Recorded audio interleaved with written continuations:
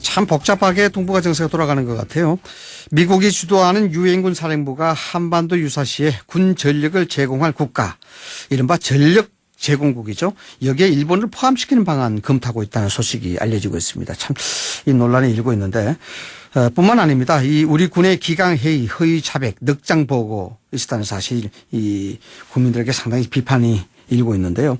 야권에서는 국방장관 사퇴 촉구하고 있습니다. 여권에서도 책임론에 대한 분위기 변화가 좀 감지되고 있습니다. 그래서 오늘은 이런 소식 관련해서 국회 국방위 소속이자 당 안보 본부장을 맡고 계신 분이죠. 정의당 김종대 의원 연결해서 이야기 나눠보겠습니다. 의원님 안녕하십니까?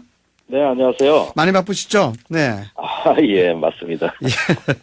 자, 먼저 이 소식부터 짚어보겠습니다. 말씀을 드렸습니다만은 이제 경제 보복으로 일본과 갈등이 커지고 있는데 이 네. 경제 보복 외에도 한반도 유사시에 일본 자위대가 투입될 수 있다. 이런 취지의 주한미군 보고서가 나와서 논란이 일고 있습니다. 이거 어떻습니까? 예, 일단은, 일본 자위대 한반도 출병 문제라든가, 네. 또 한반도 사태에 어떤 일본이 침략받지 않았는데도 개입할 수 있느냐. 네. 이런 문제들은 사실은 2014년에 네. 일본이 집단적 자위권을 행사하겠다고 그렇죠. 발표하면서 진즉 불거진 문제입니다. 네. 네. 그리고 지금 미국이 동아시아 전략을 이제 인도 태평양 전략이라고 부르면서 네. 완전히 한미일의 안보를 융합시킨 체제로 모든 그 전쟁 수행 체계를 설계해 놨어요. 네. 그래서 이미 일본에서 전쟁 물자, 병력, 그다음에 각종 장비가 한반도로 전개되는 것으로 전부 다 계획을 바꿔놨고, 네. 이래서 일본을 기지국가로서도 완전히 변모시켜놨거든요. 네. 그렇죠. 그런데 이걸 단순히 일본이 전력 제공국이란 걸 표시만 안 한 거를 이제 와가지고, 모호하게 표현해서 문제지. 저는 벌써 이 얘기는 끝났다. 이 얘기는 끝났다. 네. 예, 끝났다. 2014년에 집단적 자위권을 선포한 이유 자체가 한반도 주변 사태, 한반도 사태 개입을 목적으로 한 것이다. 네. 그런데 한국으로 출병하는 문제가 아니라 지금 더 중요한 걸 우리가 놓치고 있는데, 이 한반도에 일본 자위대가 들어온다. 이 문제는 사실은 부차적인 문제고, 네. 그럴 가능성은 많지 않다고 봅니다만은, 한반도, 대한민국에 들어오는 게 아니라 바로 북한을 공격하는, 네. 이런 시나리오가 오히려 더 유력해 보여요. 네. 말씀을 하셨습니다만 집단적 자위권에 대해서 말씀하셨는데 실질적으로 2013년도에도 집단적 자위권뿐만 아니라 적극적 평화주의를 이야기했단 말이죠. 일본이. 네. 이런 관계를 본다 그러면은 의원님께서 어떻게 생각하실지 모르겠습니다만은 어떻게 이 일본의 경제 보복 조치가 궁극적으로 본다 그러면 일각에서 제기되고 있는 동북아의 패권 이런 것과도 연결을 짓는 그런 것은 좀 무리인가요? 그 부분은 이제 국제정치학에서는 내지널 헤게모니, 즉 지역 패권이라 그래요. 네. 세계적 패권은 여전히 유일의 패권은 미국이니까, 네. 그 부분에 대한 건 논외로 하나, 미국이 전 세계를 다 관장하지 못할 때 동아시아 지역에서는 어떻게 되느냐. 네. 그런데 일본이 확실히 적극적 평화주의를 추구하면서 국가 목표로 내세운 거는 아시아의 지도국 위치로에 부상하는 것입니다. 네, 그렇죠. 네.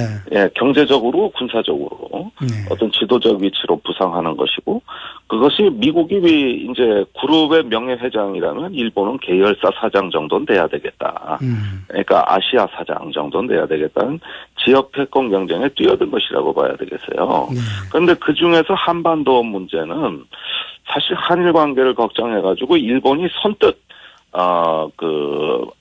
한반도 사태에 개입하겠다는 이야기는 하지 않았는데, 2013년부터 미국이 강하게 압박을 했어요. 네. 그래서 오히려 이것은, 일본의 어떤 팽창과 어떤 도약의 어떤 야심이 있다고 보여지는 측면도 있지만은, 그것을 만들어준 건 미국이라고 네. 봐야 되거든요. 네. 예, 이런 점들 유념해서 봐야겠습니다. 네, 일전에 한번 뭐 언론에서도 지적을 했습니다만은 실질적으로 의원님께서 말씀하셨던 집단적 자유권이나 적극적 평화주의 이런 일들을 진행해 오면서 또 이런 얘기를 하면서 일본이 미국을 적극적으로 활용할 것이다 이런 것들이 이미 짐작이 됐었던 부분 아니겠습니까?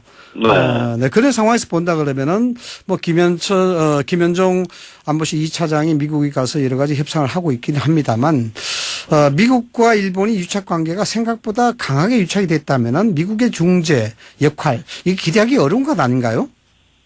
아니, 저도 뭐, 미국에 자주 가서 이 외교안보 관계자들을 만납니다만은, 네. 우리 정치인들이나 전문가들을 볼 때 미국의 조야에서는, 의뢰껏 꺼내는 얘기가 일본하고 잘 지내라. 네.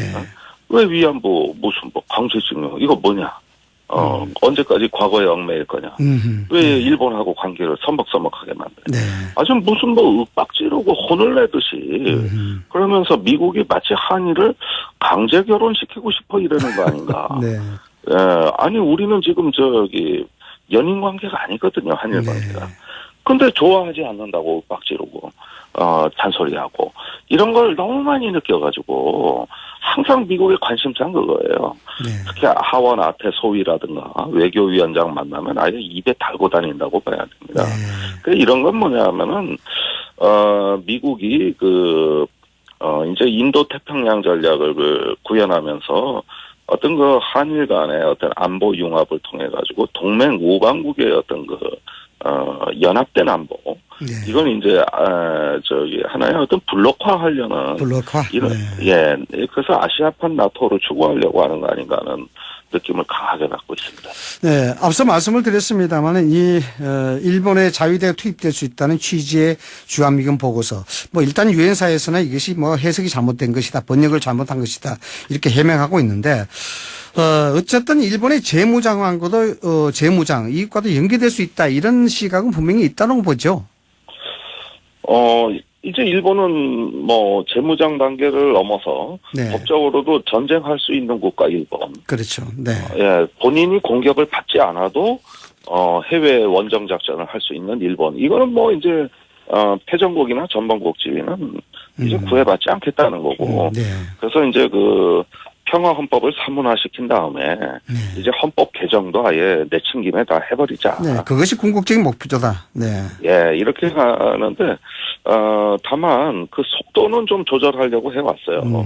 그런데 오히려 미국이 너무 느리다, 더 빨리 해라 이런 어떤 입장으로 해가지고 결국은 맞아떨어져 갔죠. 자, 의원님, 이게 한반도가 안보 주도권 잃지 않으려면요, 유사시 일본 개입을 좀 막기 위해서는 우리가 어떤 대책을 세워야 될 것 같습니까? 아니 평화밖에 없습니다. 우리가 네. 안보가 불안해지면 결국은 국가적 자율성이 잠식당하고 주변국에 의존할 수밖에 없거든요. 네.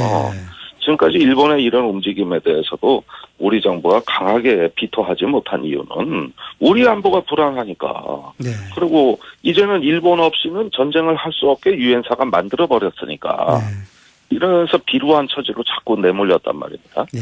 결국 이거를 돌파하는 길은 그러한 일본의 안보 지원이 필요 없는 상황을 만드는 건데, 그 남북 평화, 협력, 그 한반도의 평화 공존 외에 답이 없다.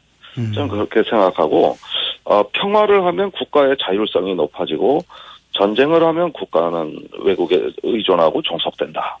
예, 이런 게 진리라고 생각합니다. 네. 최근에 일고 있는 일본 경제 보복 조치와 관련해서 의원님, 이 반일 감정 또는 뭐 불매운동, 뭐 친일이다 또는 뭐 토착외구다 이런 여론이 일고 있는 것에 대해서는 어떤 효과가 있을 것 같습니까? 이게 좋은 효과일까요? 아니면은 이게 좀 역현상을 일으킬 수 있는 좋지 않은 현상이 될까요?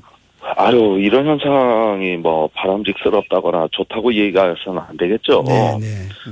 그러나 국민들은 일단은 이 자존감이 공격받은 이상, 다소 감정적으로 보이지만은 어쩔 수 없이 그런 반응은 나올 수밖에 없는 거고요. 네.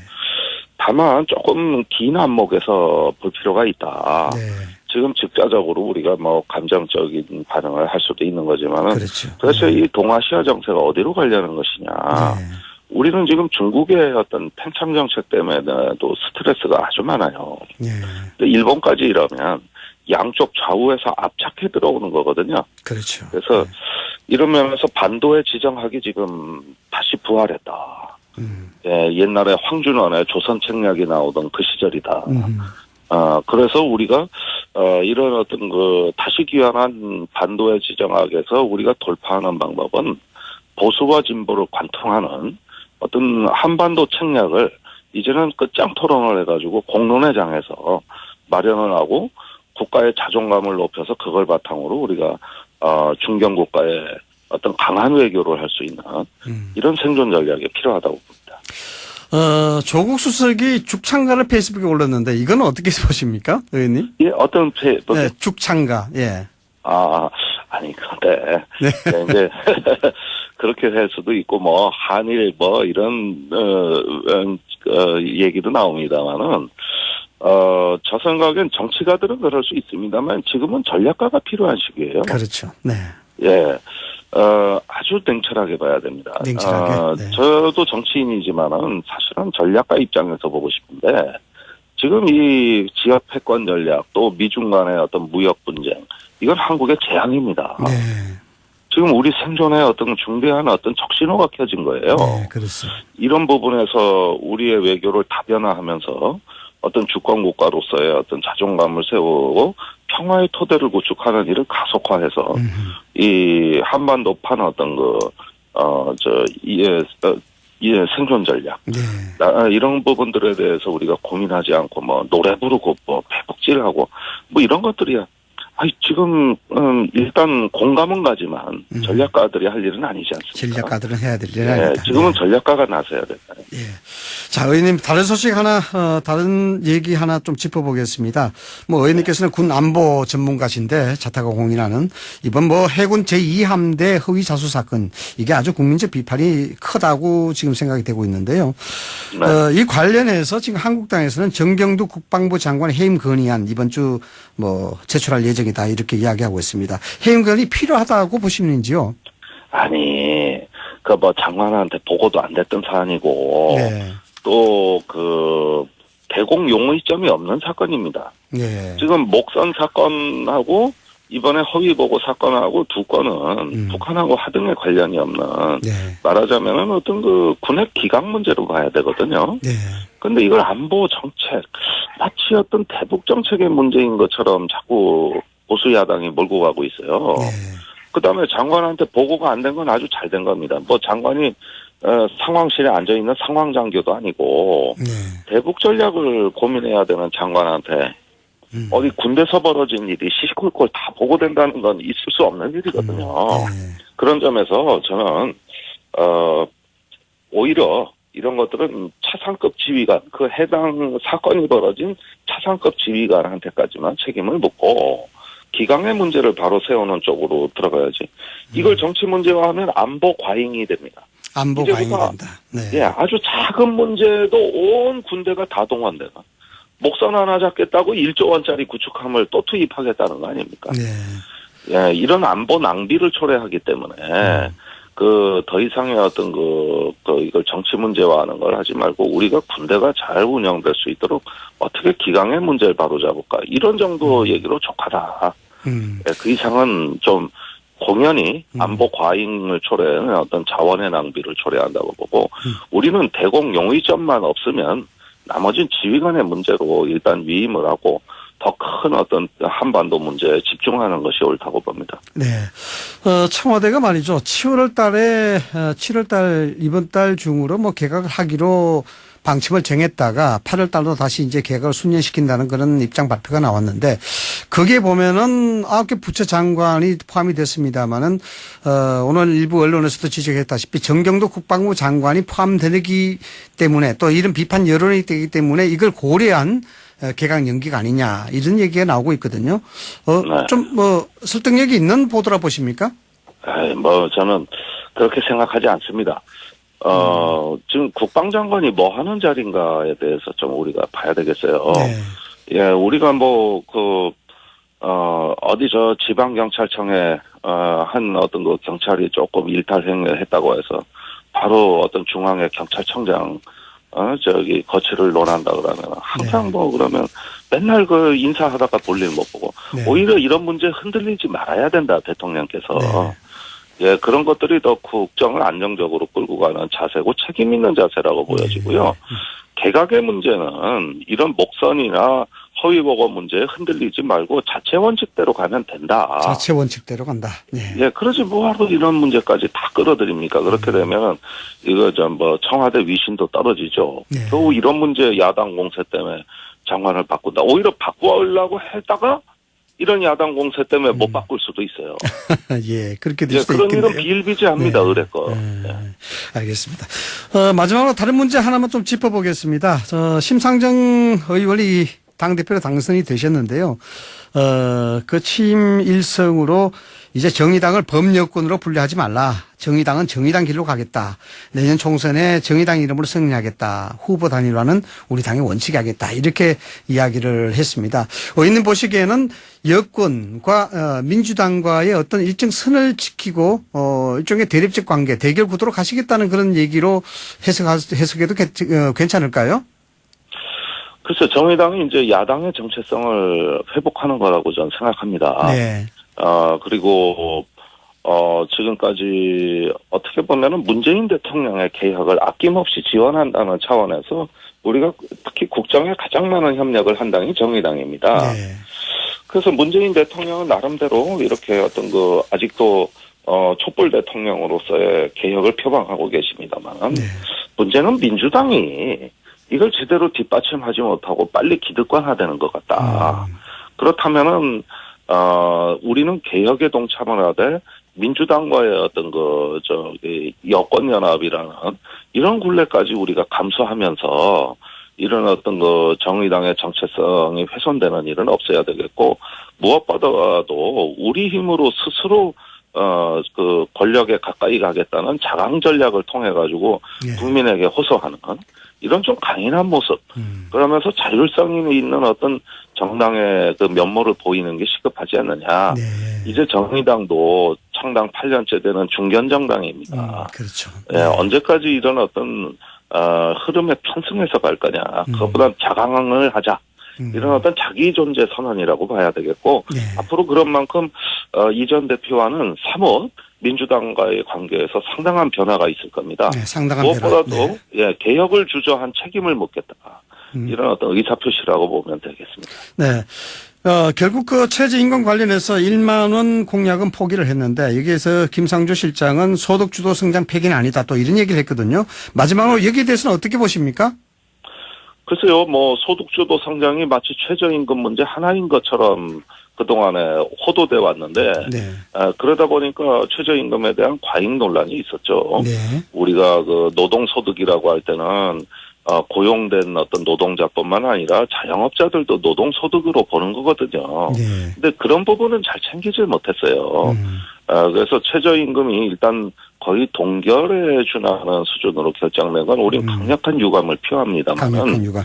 예, 더 나아가서 일단은 1만 원이라는 건 단순히 구호가 아니라 내 삶을 바꾸는 그런 어떤 삶의 지표를 제시한 거기 때문에 고수돼야 된다.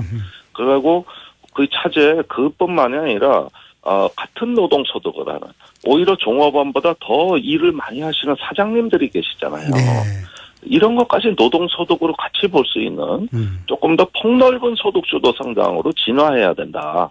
그런 점에서는 이번 결정은 좀 단견이라고 생각을 하고, 다시 노동의 문제, 돈이 돈을 버는 세상이 아니라 땀이 돈을 버는 세상을 만들 수 있는 최저임금 그 이상을 우리가 앞으로 바라볼 수 있어야 된다고 생각합니다. 네, 알겠습니다. 이 어려운 얘기들을 주제들인데 허심탄회하게 말씀해 주셔서 감사합니다. 지금까지 김종대 정의당 의원이었습니다. 오늘 말씀 감사합니다. 네, 고맙습니다.